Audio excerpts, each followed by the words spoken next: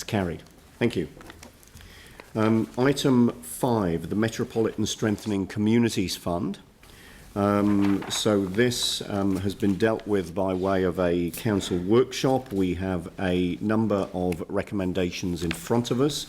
Sam, was there any commentary that you wanted to make on this? No, I think, as you've said, you've worked together in a workshop to ask a lot of questions of staff and have those answered. At that workshop there was a few small changes from the staff recommendations that you signalled was your thinking, and that is available by a spreadsheet which I think we can display, which has all the applications there, the staff recommendations, and then those that have had a suggested for consideration change are there as well, as per that workshop. Great, thank you very much. So are there any questions on the paper that's in front of us now? Okay, now my understanding is, Yanni, you had some additional wording in addition to the recommendation that's in the paper. And this relates to some of the applications that weren't able to be funded from here. And essentially requesting that they be referred through to other funding sources so that there's an opportunity for them to be considered there. I mean, I guess I'm just keen to get some staff feedback on this proposal. If we just look at 1, 2 and 3 first of all. There's a slight amendment to number 1, which should be just referred to the discretionary response fund. I've had a conversation with staff and we think that that's probably a better referral point. All right, so 1 to the discretionary response fund. Yeah, great, thank you. So staff obviously have had some feedback into that. That's Yeah, I based can on staff speak advice. to it if you like. If you could speak to 1, 2 and 3, that would be great. Yeah, sure. So with the Innovation Sustainability Fund, for this current financial year, there's $290,000 left available in that fund. In the current round, which will come to the subcommittee on the 23rd of September, they have $690,000 worth of applications. So the fund is fairly significantly oversubscribed, and staff expect that it will all be, therefore fully granted out in that round. The Vegan Society has applied to the fund earlier in this financial year and been declined based on seeking sort of more developed plans, but in discussion. It's appropriate to refer it to the Discretionary Response Fund, given some of the unique circumstances they've been through in recent times. It's very appropriate for that. The Food Resiliency Network have an application already with Innovation Sustainability Fund for the same initiative as SCF. Therefore, they're in line like everybody else for that fund come 23rd of September, so that's a tick. So would that make sense just to have that as Just note that the Food Resilience Network? Sure. Yep, so if we can change that. Have already made an application to. Note that the Food Resilience Network has already made an application to the Innovation and Sustainability Fund.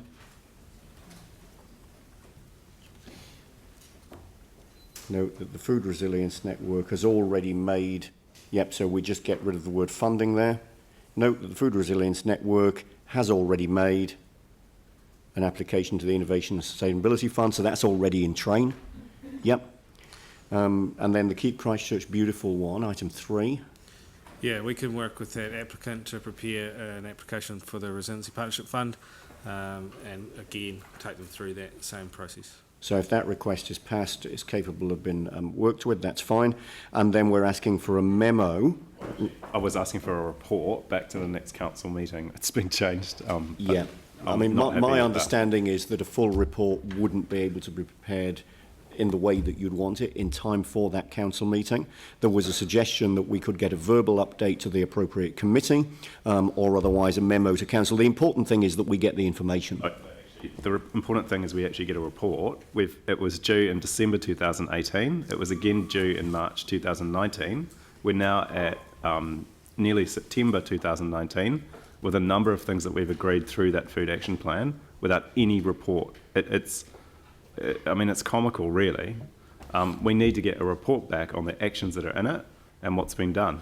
And so if next council meeting is too soon, then let's do it the one after. But it needs a formal report because a number of the funding groups that have put in for funding have not even had any reference to that healthy food action plan that we've agreed to, even though it's one of our key strategies. So is it possible to get a report to the next meeting, or would it need to be the one after? I can't speak to that. Sorry. It'll have to be the one after, I think. It's not funding, it's Yeah. So we'll have to check with those staff, but I'm pretty sure it won't be the next one, it'll be the one after. month. That should be 12th, fine. yes. Yep. All right, so the 26th of September council meeting. All right, that's fine. So that gets, and now that I understand the background, that makes perfect sense. But we need to give time for staff to prepare the report adequately. Yeah. That's fine. All right, so Yanni, with those included, are you happy to move this? Yeah, as I wasn't at the full workshop, I'm happy to move those additional ones, but I think it's more appropriate. Is there someone who's happy to move this with Yanni's changes included? Tim, you are. And Mike, you're happy to second? Yeah, I just can't see the top of the resolution. Can we just scroll down?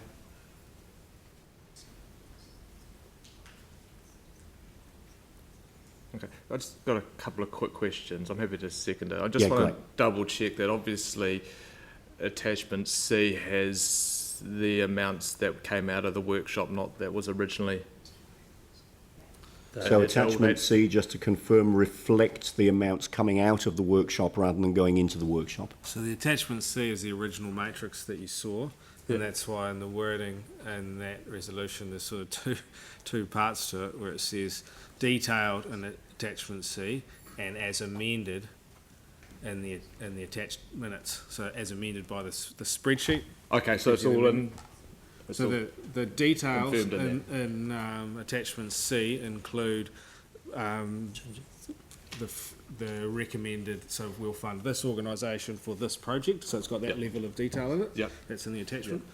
But the amounts, because a few of them have been changed since then, are those that are in the attached minutes based on the workshop. Okay, excellent. The other thing I just wanted to double check, the resolution about Keep Christchurch Beautiful, the fact that we are funding them through this fund's not going to affect the next funding application? No. Okay, thanks. All right, great. James? Is it necessary to have in 6 referred for positive consideration? Happy to consider it, but not happy to imply that it's positively considered. The spirit of the amendment is that we want it to be looked at from a point of view of looking at funding this from there, if at all possible. Well, I think that suggests the spirit that undermines of the integrity change. of. Take it out. Yep. I think they all should just be considered Take on it their out. merits Yep. equally. All right. Thank you. And the mover and seconder are happy with that. Yep. Great. If we can just scroll up so that we can see 9. Request staff provide a report to council regarding the implementation of the Healthy Food Action Plan to the 26th September 2019 council meeting. So it's just a report. Okay. All right. So this has been moved and seconded. Is there any debate? Yanni. Thank you. I think what's clearly come through in these community funding applications is the huge amount of work that we have been done in our city by a very wide range of community groups across many different spheres. I think one thing to highlight and to acknowledge is the ongoing support for the community early learning centres, and I know that there's been a working group that's done a lot of work on that, so I just want to acknowledge and say thank you for doing that work. I think it's great that we're continuing to support them, and I think we've got a really good way forward. Also, just to talk through the Healthy Food Action Plan, I just think it's really important when we adopt strategies as a council at a governance level that they do come down through into requests for funding to support things that align with our strategies. And if we can maybe learn a few lessons from that, it might be quite good, because we are adopting a lot of strategies, and it does create an expectation to community that we will consider to do things as we've put in those strategies. So I think we just need to just keep that in mind as we go forward. But I think the resolutions are a good balance of not relitigating the feedback that's already come in around these funding applications, but I think it provides a way forward to address the concerns. So, I'm happy to support this. The other point I just wanted to make, though, is I do think we need to have a discussion with the Office of Ethnic Affairs about funding for ethnic and groups within our city. There's a number of comments in here that Office of Ethnic Affairs has increased funding towards supporting cultural diversity, and I think it would be really good for us just to, in a bit in the same way we've done with the arts strategy, is to look at a collaborative approach to ensure that those different cultural groups can be funded equitably across the city. Thank you. Thank you.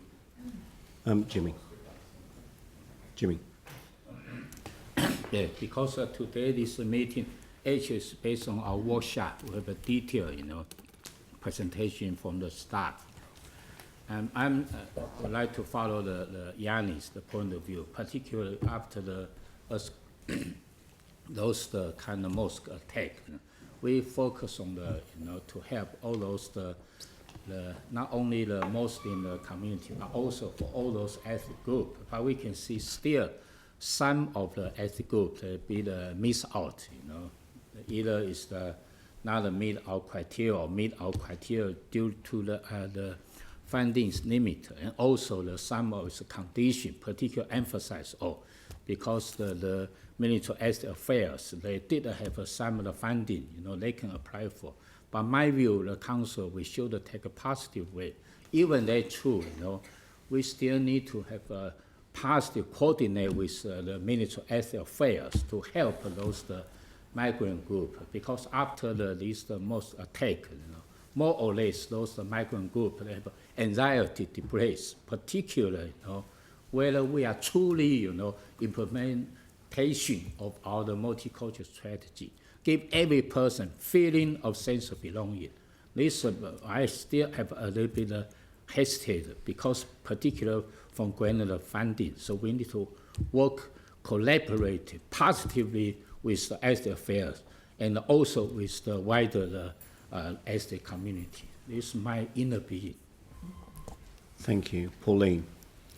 Thank you. Look, just briefly, we do need to recognise the massive work that staff do on these. It's just, and we spent hours at a workshop last week. It's huge. There's not enough money to go round.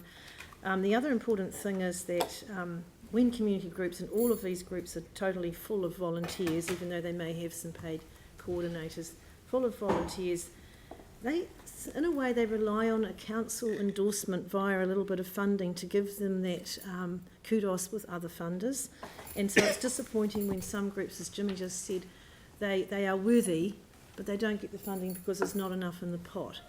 A lot of these come back year on year, and I'm fine with that. I don't criticise that at all. But often we find that new groups who have no history of our funding are kind of put on the back burner a wee bit. And I think the Vegan Society one fell into that pot this year, excuse the pun, even though it's actually not really a new group, but it appeared to be.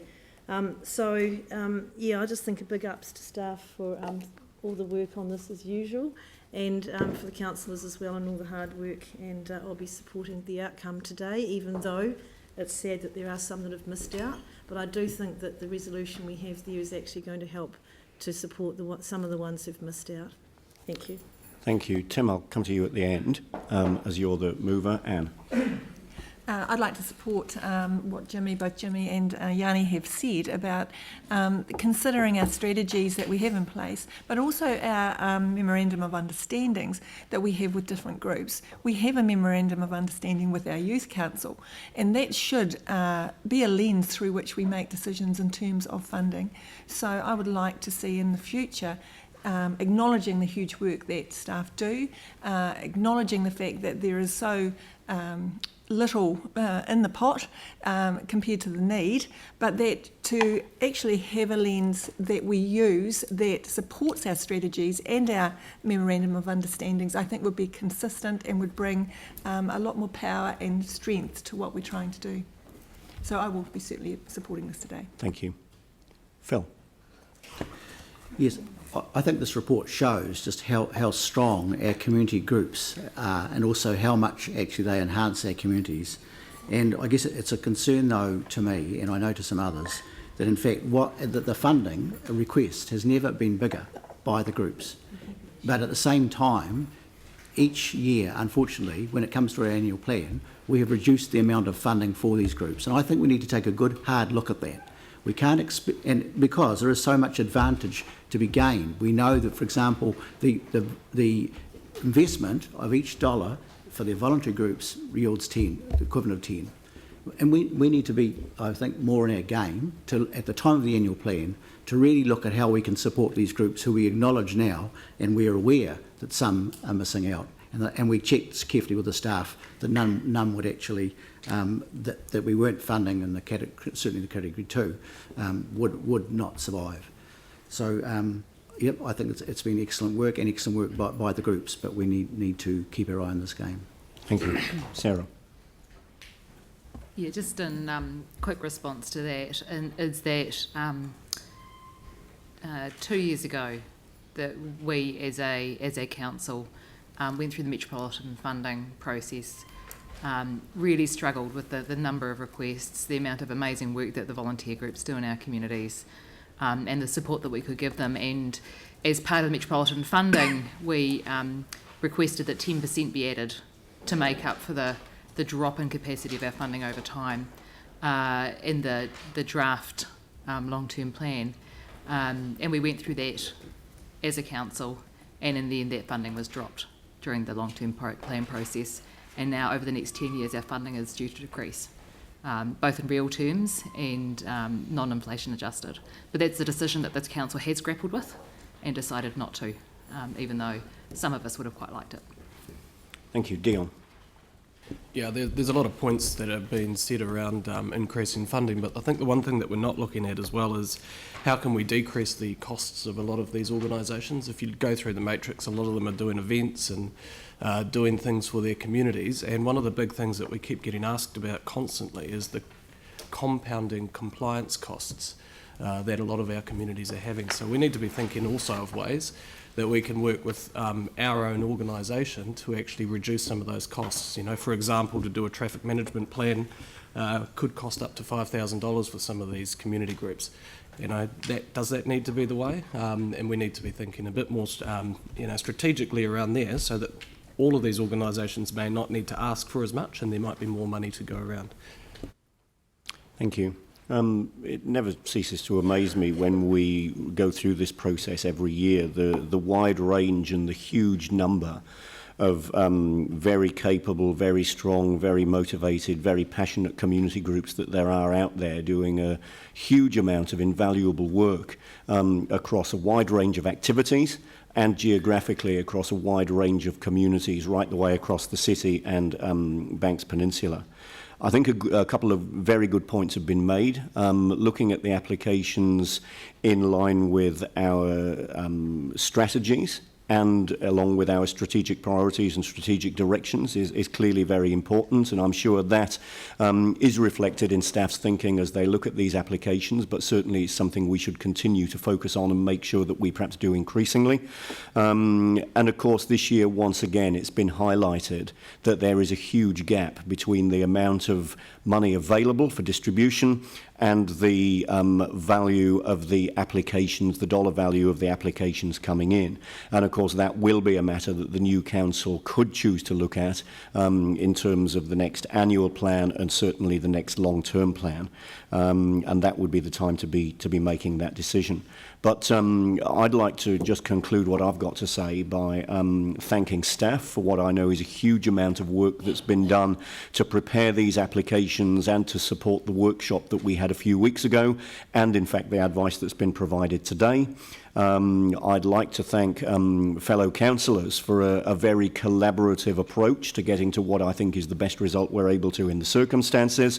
But most of all, I'd like to thank the groups and the people that have put in the applications who continue to do this amazing work in the city. We obviously are pleased to support you as best as we're able to, but thank you so much for all the work that you do that I know has got huge value in our communities. Tim, I'll now come to you to close the debate.